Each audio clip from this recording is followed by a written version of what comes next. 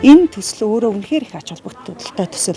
Энэ төсөл маш ашиглалтанд орсноор Улаанбаатар хотын унтны усын 50-80%-ийг нэмэгдүүлэх юм хүчин чадалтай. За эргээд бол хоногт одоо 21 мянган метр куб усаар энэ дулааны цахилгаан станцууд гүний усаар одоо бол ингээд яндангаа хөргөдөг болвол энэ саарл усаар яндангаа хөргөөд бид нэр яг гүний усыг бол 18 мянган метр куб одоо метр усаар бол гүний усыг хэмнэх ийм болцоо боломж өгч байгаа. За цаашлаад бол энэ бол эдийн засгийн хувьд ч гэсэн нэлээд үр өгөөжтэй. Яг л манай Улаанбаатар хот маань нийт хүн амын 50 гаруй хувийн амьдардаг. Энд эдийн засгийн аж үйлдвэрийн ингээд бүх одоо том ийм төвлөрсөн ийм цэг явж байгаа болохоос энэ дээр бол энэ усны асуудал бол үнэхээр чухал учраас энийг цаашид хэвэн хангаж явуулахад бол үнэхээр их ач холбогдолтой төсөл байгаа.